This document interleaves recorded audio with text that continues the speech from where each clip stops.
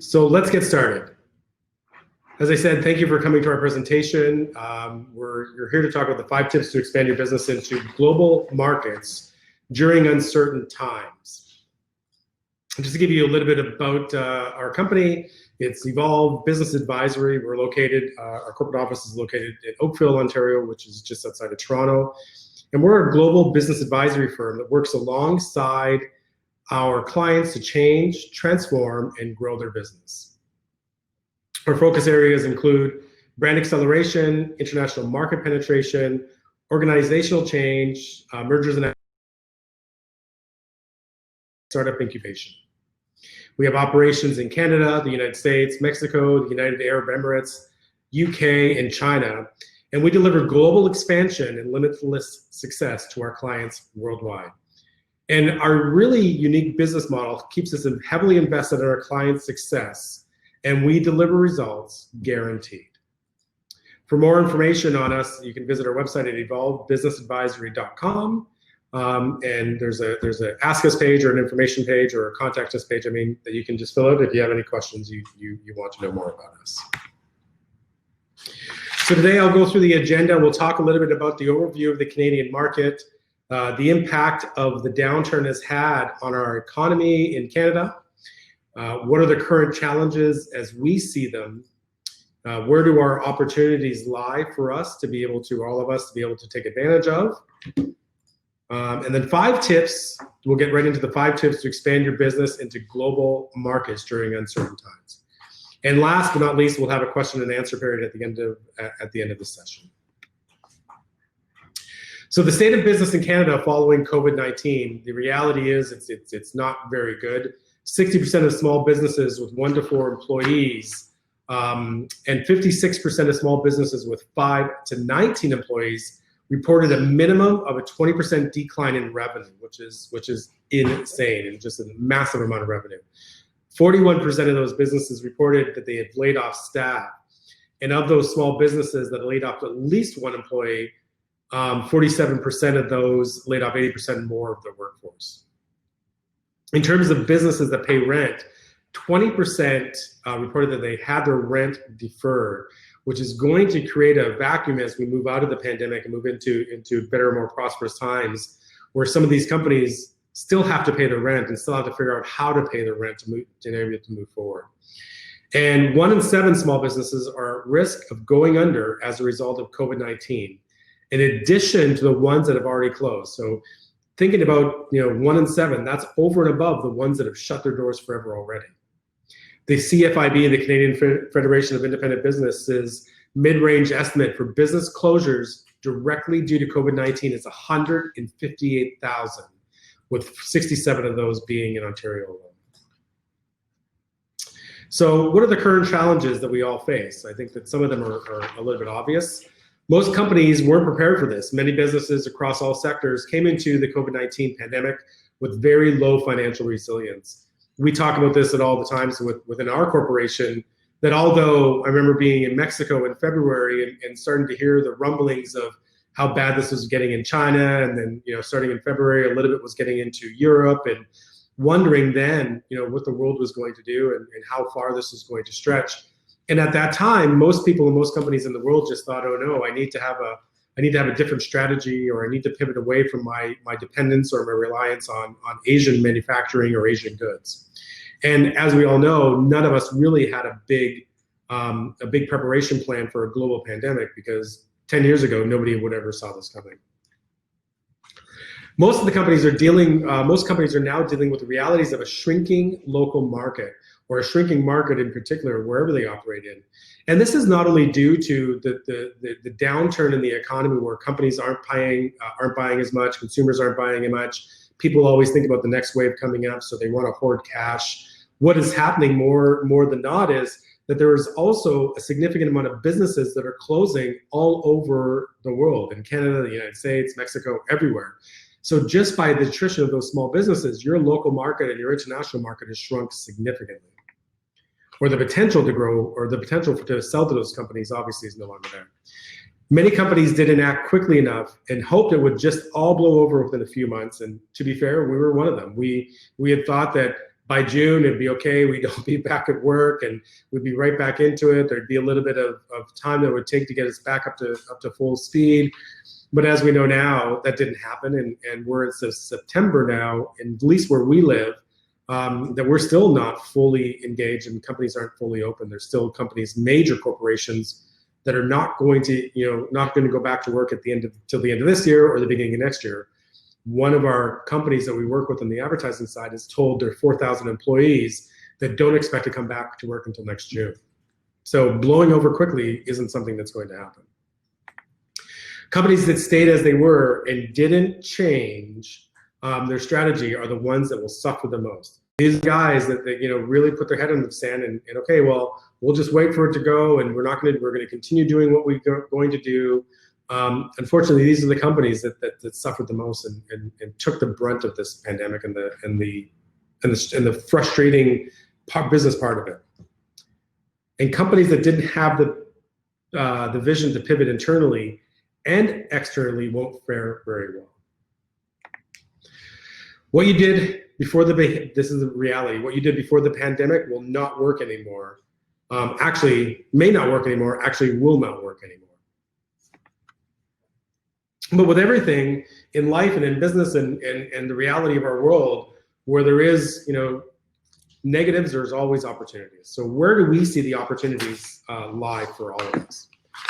Well, I think every single owner of a company has made the realization that it's time to think outside the box. I know that's a really overused sentence and strategy, but really now is the time to think outside the box. Think about what you can do differently. Think about how you can do differently. And you have to look at everything you do in your company, every way that you do everything. It has to be looked at significantly in order for you to come to different ideas and take advantage of opportunities. Fill in the gaps in markets where you may not be doing. Fill the gaps in markets with what you may not be doing now, but can do. For example, are there, maybe you make dresses or curtains. So could you make other products that you can sell that wouldn't take you very long or be very difficult to retool? Do you have overabundance of staff in place that may be able to help out other companies? Look at everything and the gaps in the market and how you and your company and your people, more importantly, can fill those gaps. Pay it forward as a corporation, and we're a big proponent of this. Anything that we can do to help out our fellow corporations is we feel that our responsibility. Charity, offering support. We're already working on plans to offer pro bono services to companies that really need our help. Knowing that what we do to help them will obviously pay it forward for them and help them continue on their success path and help us get good karma points for doing so.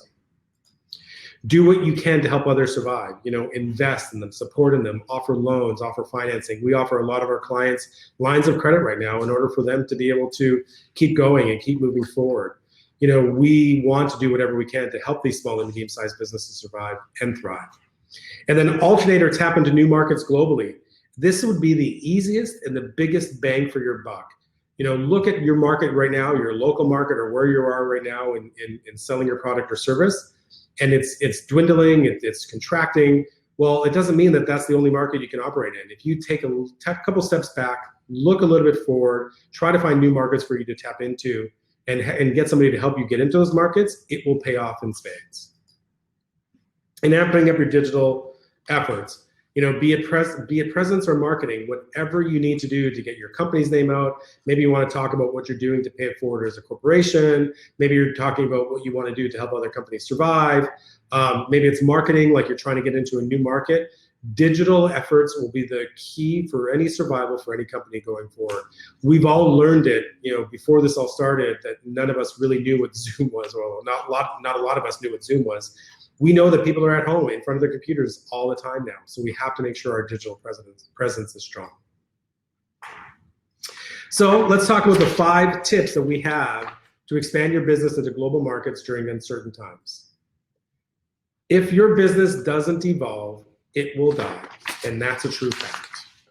It's no matter how harsh it sounds, and no matter how defeatist it sounds, it is true.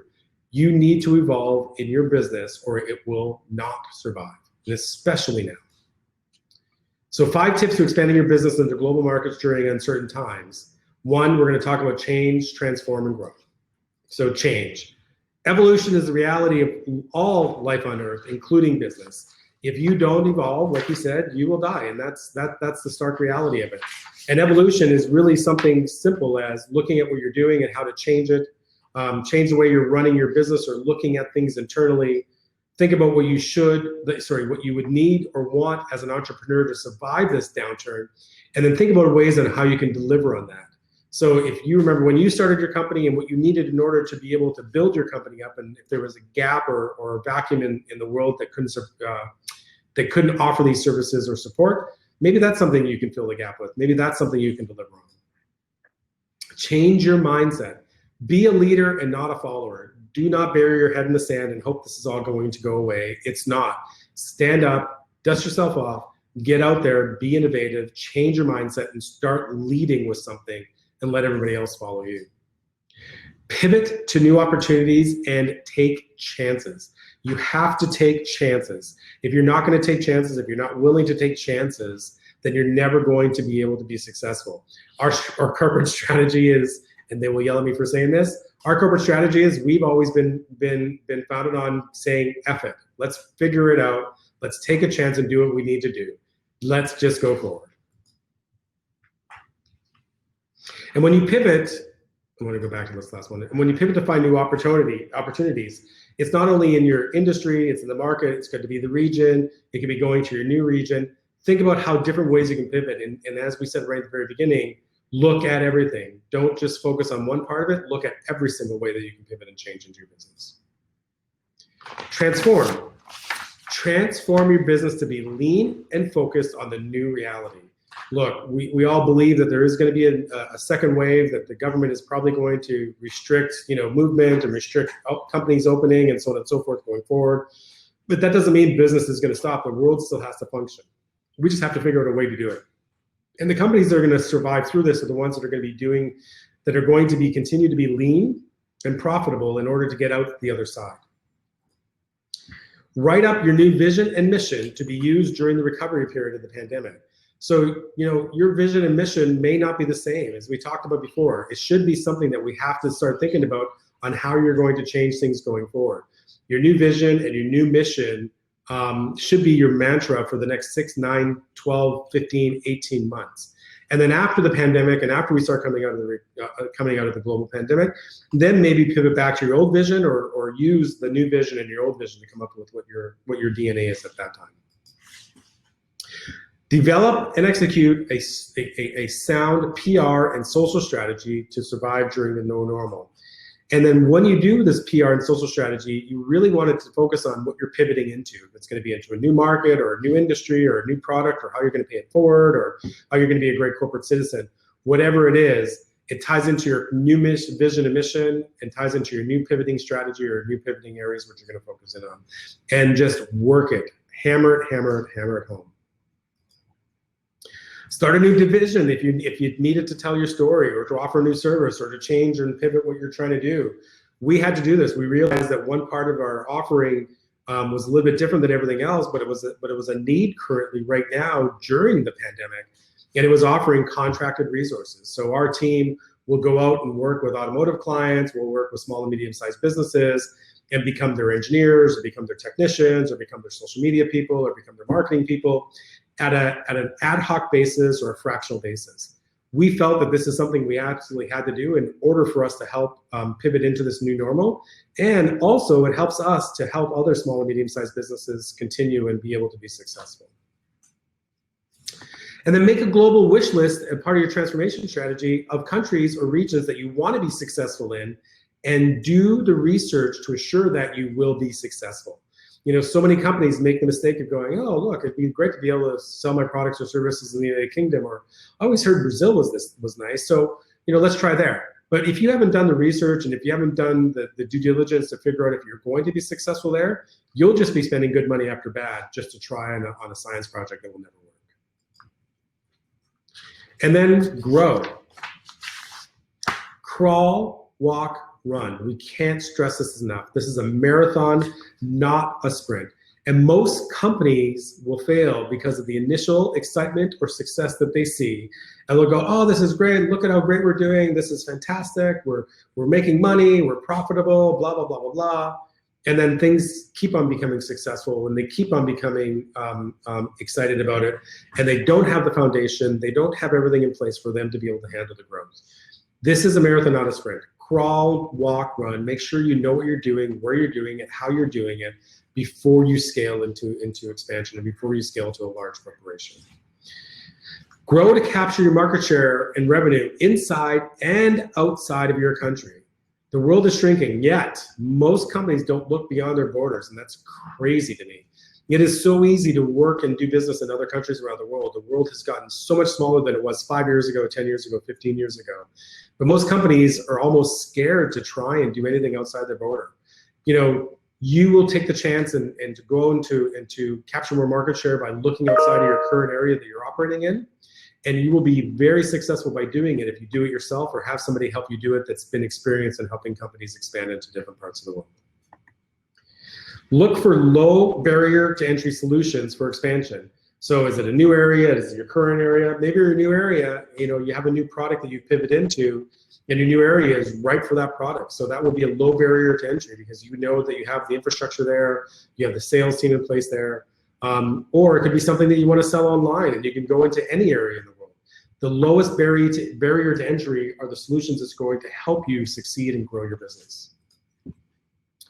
And make it easy for people and companies to do business with you. I can't believe how shocked I am every single time at companies that make it very difficult for them to get in contact with you, that kind of hide people's contact information or don't answer the phone or don't answer the emails, whatever it is. It blows my mind. Or you call them up and they have, you know, an automated service that never, ever, ever works. Make it easy for people to communicate to you online, you know, old school, whatever it is, and then make it easy for them to do business with you. You know, come up with something new. Don't ever turn anything away. Just think about how to get it done. And then be competitive, especially when going into new markets. You know, some companies have actually stopped going into a new market because they wouldn't get their same revenue that they would get in the current market they're in. Well, when they first started to expand in their current market, I'm pretty sure that they had to be very aggressive with pricing or strategies or competitiveness. And that's the same way of going into a new market that's halfway around the world. 0% margin by not going into these countries because you're afraid of taking a lower margin is always worse than 20% margin. Take the risk, take the chance.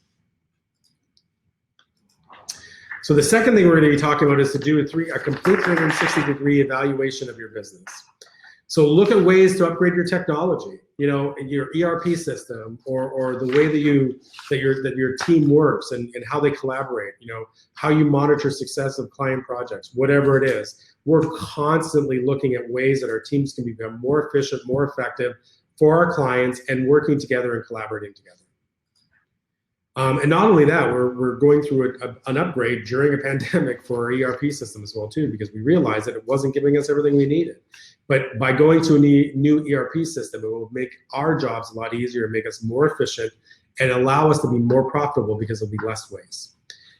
Find fresh ways to connect with your customers. You know, for us, it was before the beginning of this year or after the first quarter of this year, we didn't have blog posts, we didn't have webinars, we didn't have videos, we didn't really do anything in a way for us to engage with our customer. And now we're on a schedule. Every Wednesday, we drop a new blog onto our website.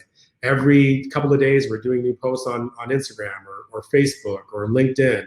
We're advertising on all these platforms to make sure that people know who we are and what we do. We ran radio ads, you know. So whatever it is, whatever you need to do to a fresh way to connect with the customers, think about it. Think outside the box to do it and just execute on it.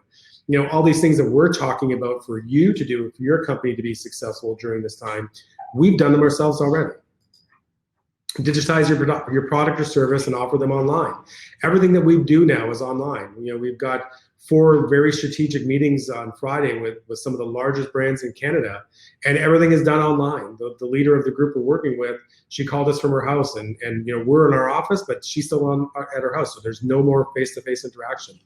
All of our services and products are now online on our website. Everything is easy for everybody to find out, and then we advertise to support that.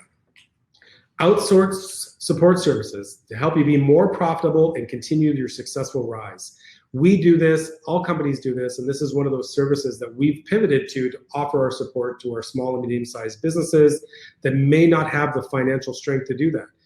Companies are really worried about hiring back staff and hiring back their teams. So what we're doing is we're now offering our team to support them in order for them to be successful at a fractional basis. Look within to save costs and become more competitive. We do this on a daily, weekly basis. What can we do?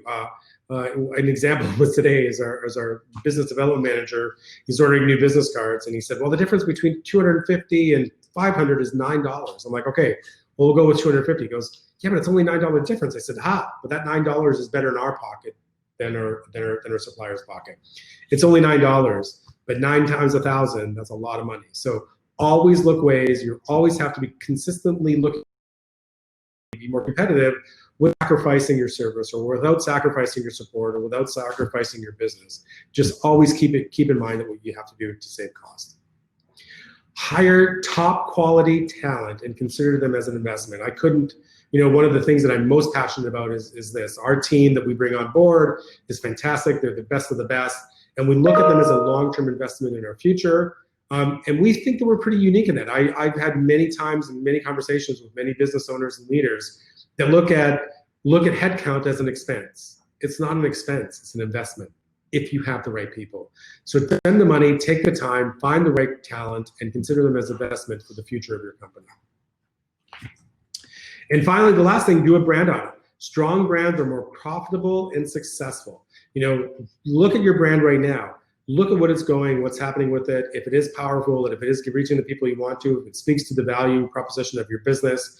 When you do a 360-degree evaluation of your company, it's always best to try and talk to your people internally and find out what they think. What do they think about the brand? What do they think about their company? What do they think about who you are and your vision and your mission? And when you do that, it's best to have somebody else come in and do it, because they will always be more open and honest to find fresh ways to connect with an external resource than the people that work within the company. And the data that you gain from an external resource will be way more valuable and way more focused on how you can pivot your business to be successful. The third thing is rethink your company's go-to-market strategy. So focus on how to catapult your product or service into many countries or regions as possible, quickly, effectively, and at low cost. We've talked about this a few times, and we think that this is the easiest way by far for companies to be successful with the lowest barrier to entry and the lowest possible cost. With the current state of the world, does it make sense to sell your product through distribution, direct to consumer, direct to retail? Determine the best way to achieve your corporate goals and become as profitable as possible. Your go-to-market strategy, you will always know your strategy and your market better than anybody else. Start asking yourself all this. Start really taking a deep dive internally and think about what your company is and what you're doing and how you're going to market. And if it's achieving the goals you want to achieve and the profitability levels that you need to achieve. And then finding the right sales partnership will be the key to success, but it won't be everything. So if you are going to go through a distribution channel or direct to retail or direct to customer, make sure that you hold all your channel partners accountable on a local level to be successful. That's the only way you're going to be successful. Ensure that you have robust reporting mechanisms are put into place to measure against the goals. Trust but verify. All partners will make themselves out to sound like they can do everything. Make sure of it before you start working with them. It's just, we talk to partners all the time and clients all the time and say, yeah, we have the greatest distributor in upstate New York and they work so well for us and they handle all the United States from us out of Rochester. That doesn't always happen. That should be done like any type of person or any type of individual you bring into your company. Do an interview with them, check their references, make sure they are who they say they are, and make sure they're going to be able to deliver on what you need them to deliver on. That's the only way you're going to be successful. Find new streams of revenue. Go away from your comfort zone. Change, transform, and grow. We started talking about that as the first point. The only way that you're going to be successful is taking or going away from where you are right now, challenging yourself, challenging your team, challenging everything you do, finding new ways to be successful. Tap into new markets that aren't bound by the same restrictions they were maybe 6 months ago, or maybe 5 months ago, or maybe a year ago. Life has changed. The world has opened up at leaps and bounds. Research where the demand lies for your product or service and tap into it. And then go online. If you find an opportunity for you, market it, PR, make sure you ramp up your PR machine and ramp up your social media team and ramp up your design team and ramp up your digital marketing team. Whatever you need to do to help you get into that market at the lowest possible cost, do it. And if you can't hire those people, find a company who has those resources that you can utilize at a fractional basis and leverage them to success. Diversify your product offering like we did. We weren't offering contracted labor for anybody until this all happened. I mean, now we offer it on every single service that we have, or every single internal people that we have. We offer that as a service to our clients. And then rethink your distribution and marketing plan. What are you doing right now? Maybe your distribution, or maybe the way you get products or services to market is old and archaic. Maybe you need to start coming up with a different way to do it, whether it's direct or it's only online or whatever it is. Look at what you're doing right now and think about how to change that up to be more successful. As a result of the pandemic, 7 in 10 CMOs, chief marketing offices, have asked their employees to get active online in order to promote what the company has to offer.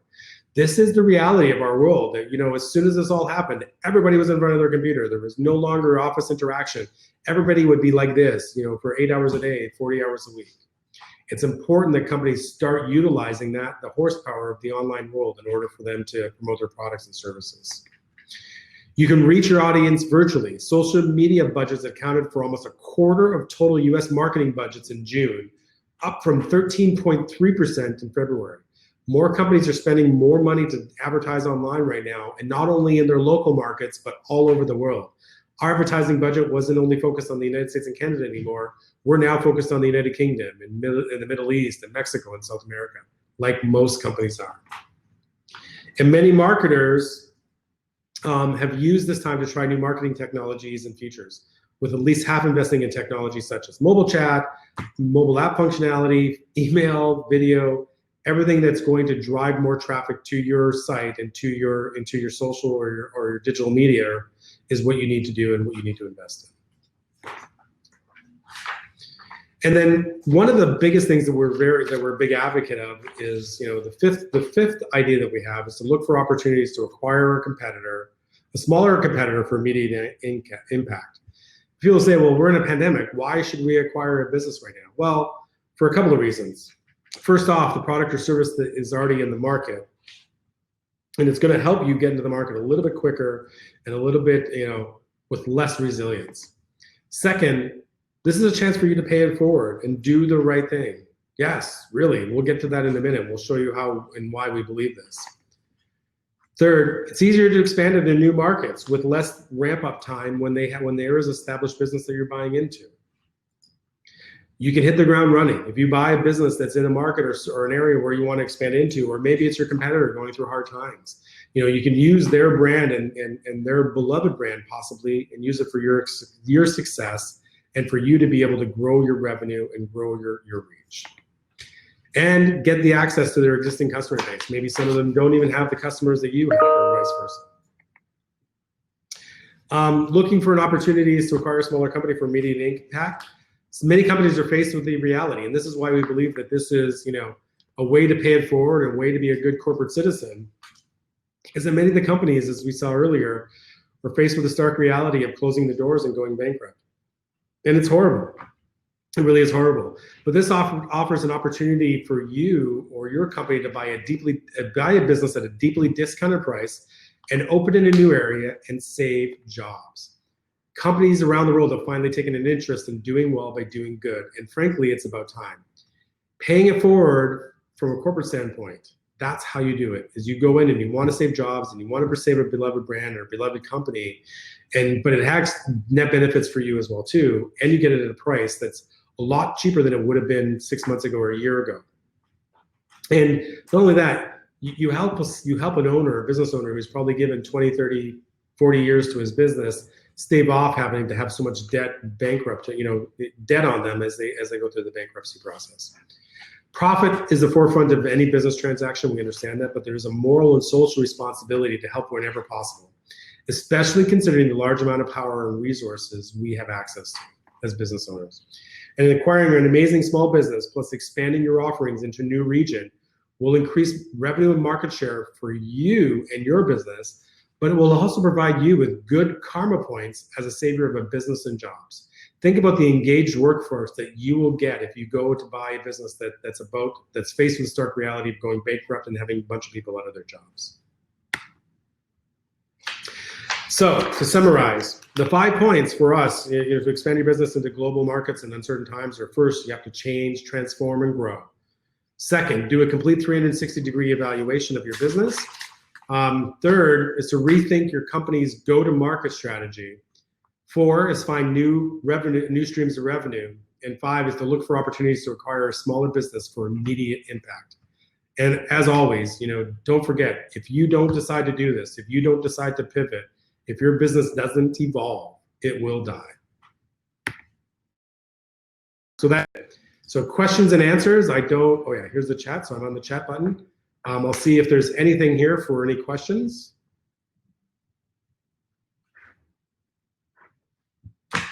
Jeff Thacker, thank you, Tom, from Texas. My pleasure, Jeff. It was my pleasure to do this.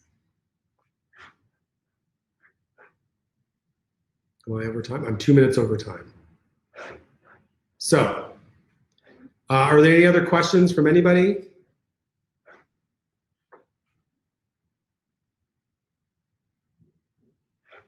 No?